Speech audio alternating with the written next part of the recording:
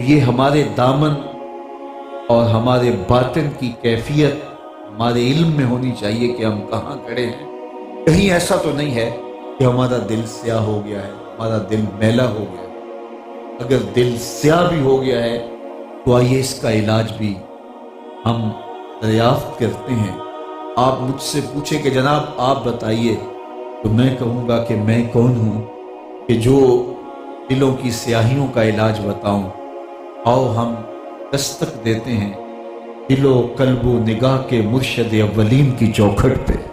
حضور رحمت عالم سے پوچھتے ہیں کہ ہمارے دل سیاہ ہو گئے ہیں، ہمارے باطن میلے ہو گئے ہیں، تو اب اس کا علاج کیا ہے؟ تو طبیب دل رحمت عالم اس کا علاج بتاتے ہیں۔ حضور نے ارشاد فرمایا کہ لوہے کو زنگ لگتا ہے، اس طرح دل بھی زنگ آلود ہوتے ہیں، تو دل کے زنگ کیسے اتریں گے؟ تو اللہ کے محبوب علیہ السلام نے فرمایا اس کا علاج یہ ہے، دل کے زنگ اتارنے کے دو علاج ہیں جو رحمت عالم صلی اللہ علیہ وآلہ وسلم نے بیان فرمایا کثرت کے ساتھ قرآن مجید کی تلاوت، اور دوسری چیز کثرت کے ساتھ موت کی یادداشت۔ یہ دو چیزیں ایسی ہیں جو دلوں پر لگے ہوئے زنگ اتارتی ہیں۔ اگر میں اور آپ اپنی زندگی میں قرآن مجید کی تلاوت کو شامل کر لیں، ہمارا کوئی دن قرآن مجید کے بغیر گزرے ہی نہ، تو پھر دلوں کے زنگ اترنا شروع ہو۔ یہ کتاب دلوں کو تزکیہ دیتی ہے، یہ باطن کے تصفیے کا سبب ہے، یہ اندر کے میل کچیل اتار دیتی ہے اور روحوں کو مزکہ کرتی ہے۔ اس کتاب کی تلاوت اپنے معمولات زندگی میں شامل کر لیجئے، بلکہ میرے حضور نے فرمایا کہ راتوں کی تنہائیوں میں اٹھ اٹھ کے قرآن پڑھا کرو اور قرآن پڑھتے ہوئے رویا کرو۔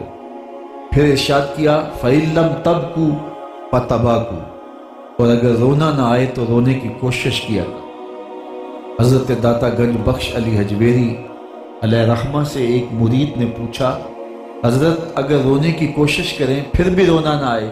فرمایا پھر اپنے مقدر پہ رویا۔ تم اتنے سنگ دل ہو گئے ہو کہ تمہاری آنکھیں آنسوں کا خراج نہیں دیتی۔ تو قرآن مجید کی تلاوت معمولات زندگی میں شامل کرنا۔ ایک زمانہ تھا کہ ہر گھر سے قرآن پڑھنے کی آواز آیا کرتی، لیکن پھر وہ وقت آج دیکھنے کو مل رہا ہے کہ گھروں سے پاپ میوزک کی صدائیں تو سننے کو ملتی ہے، لیکن قرآن کا نغمہ جا فضا آج کان اس کو ترستے ہیں۔ ہمارے گھر قرآن مجید کی تلاوت سے خالی ہو گئے ہیں۔ صبح اٹھ کر قرآن مجید کی تلاوت یہ اپنے معمولات میں شامل کیجئے۔ آج تو ہر بندہ صبح اٹھ کے فیس بک ہی دیکھتا ہے، ذرا قرآن کھول کر کے دیکھیے، قرآن روحوں کے اندر لگے ہوئے میل کو اور دلوں کے اوپر چڑھے ہوئے زنگ کو اتارتا ہے۔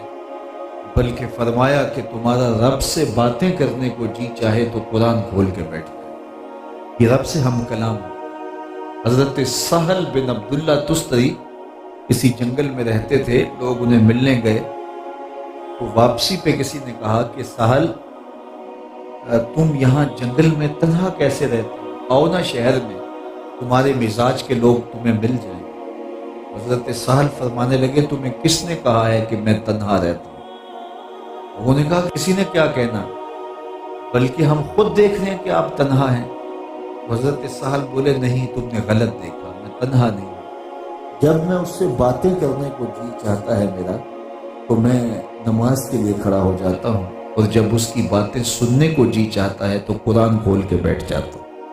میں کبھی اپنی سناتا رہتا ہوں، کبھی اس کی سنتا رہتا ہوں۔ تمہیں کس نے کہا کہ میں تنہا رہتا ہوں؟ میں تو دم دم اپنے رب کے ساتھ رہتا ہوں۔ تو یہ رب سے ہم کلام۔ آقا کریم نے ارشاد فرمایا کہ قرآن وہ اللہ کی لٹکتی ہوئی رسی ہے، جس کا ایک سرا تمہارے ہاتھ میں ہے، دوسرا سرا تمہارے رب کے دستے قدرت میں ہے۔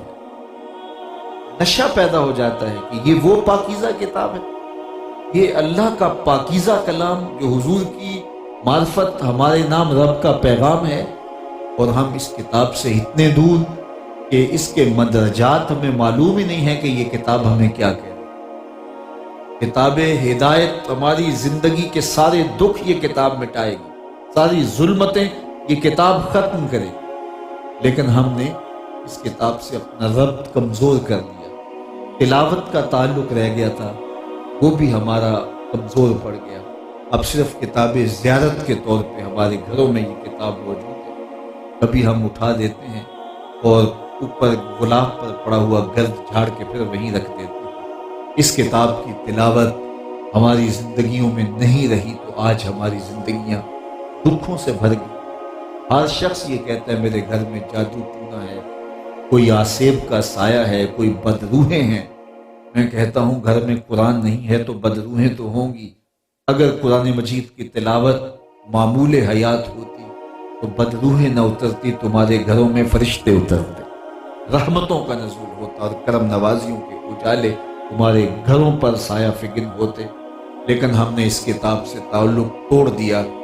اس کتاب سے اپنے تعلق کو دوبارہ مضبوط کیجیے گا تاکہ دلوں کے اوپر چڑھے ہوئے زنگ اس کتاب کی تلاوت سے، اس کتاب کی تفہیم سے اور اس کتاب پر عمل کرنے سے اتر جائیں۔ یہ میرے حضور نے نسخہ بتایا کہ دلوں کے اوپر زنگ لگ جائیں تو ان کو اتارنے کا طریقہ ایک تو یہ ہے کہ آپ قرآن مجید کی تلاوت کریں۔ دوسری بات جو دلوں کا زنگ اتارتی ہے وہ کثرت کے ساتھ موت کو یاد رکھیں۔ موت کو آپ کثرت کے ساتھ یاد رکھیں گے تو امیدیں بھی قلیل رہیں، ورنہ انسان کی امیدیں اور آرزویں بے قابو ہو جاتی ہیں۔ اور یہ بات میں آپ کو بتاؤں کہ امیدوں کو جتنا مرضی بڑھا لو، کہیں مقام ایسا نہیں آتا جہاں جا کے کوئی شخص مطمئن ہو۔ اللہ کے محبوب نے فرمایا کہ اگر ابن آدم کو سونے کی ایک وادی دے دی جائے تو وہ آرزو کرے گا کہ دوسری وادی مجھے ملے۔ تو جہاں بھی جتنا بھی اسے نواز دیا جائے تو وہ پھر بھی کبھی بھی مطمئن نہیں ہوتا، وہ آگے آگے آگے دیکھتا رہتا ہے، اور یہ دوڑ اس کی پوری زندگی کی خوبیوں کو، پوری زندگی کے کمال کو اور اس کے مقصد حیات کو آ جاتی ہے۔ اس لیے اللہ جل شانہ کی تقسیم پہ راضی ہو جانے کا گر جو لوگ سیکھ جاتے ہیں، زندگی کی مقصدیت میں وہی پاتے ہیں، اور یہ ان کو گر آتا ہے جن کی امیدیں قلیل ہوتی ہیں اور آرزویں محدود ہوتی ہیں، اور یہ ان لوگوں کو مقسوم ہے، ان لوگوں کا مقدور ہے جو موت کو کثرت کے ساتھ یاد رکھتے۔ ہماری زندگی کی منصوبہ بندی کے اندر جب موت بھی کہیں کھڑی نظر آتی ہے اور ہم اس خیال میں ہوتے ہیں کہ یہ کسی وقت بھی فرشتے آ کے ہماری روح اچک لیں گے، تو پھر ہمارے معمولات بھی مرتب ہو جاتے ہیں اور ہماری زندگی میں آرزویں بھی بے قابو نہیں ہوتی۔ تو اس لیے ہمیں اپنے آپ کو موت کی کثرت یاد کے ساتھ وابستہ کرنا چاہیے، اور یہ دلوں کو زنگ اتارنے کا مؤثر ترین ذریعہ ہے جو آمنہ کے لال صلی اللہ علیہ وآلہ وسلم نے ہمیں ارشاد کیا۔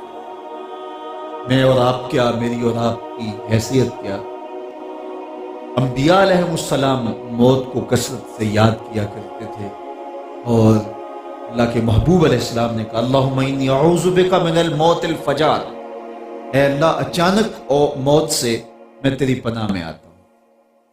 حضرت یعقوب علیہ السلام نے اسرائیل سے وعدہ لیا ہوا تھا کہ میری روح قبض کرنے کے لیے اچانک نہیں آنا، پہلے کوئی قاصد بھیج دینا تاکہ میں موت کی تیاری کروں۔ اللہ کا نبی تو ہر دم تیار ہے۔ اللہ کے نبی کے دامن پر تو گناہ کا ایک دھبا بھی نہیں ہو سکتا۔ پاکیزہ دامن ہوتے ہیں انبیاء علیہ السلام کے، لیکن تعلیم امت کے لیے یہ ساری چیزیں ہوتی ہیں۔ تو حضرت یعقوب علیہ السلام نے اسرائیل علیہ السلام سے عہد لیا تھا کہ میری روح قبض کرنے کے لیے اچانک نہیں آئی۔ حضرت اسرائیل ایک دن حاضر خدمت ہوئے، پوچھا کدھر آئے ہو؟ کہا قبض روح کے لیے آیا ہوں۔ کہا تم نے تو عہد کیا تھا کہ میں اچانک نہیں آؤں، اور تم اچانک آ گئے، کوئی قاصد بھی نہیں بھیجا۔ عرض کی حضرت میں نے تو قاصد بھیجے تھے، میرے پاس تو کوئی بھی نہیں آیا۔ عرض کی آپ کے سامنے کتنے لوگوں کی موت واقع ہوئی، یہ میرا قاصد نہیں تھا تو یہ اٹھتے ہوئے جنازے، یہ پھیلی ہوئی قبریں، یہ موت کا قاصد، یہ ڈوبتا ہوا سورج موت کا پیغام۔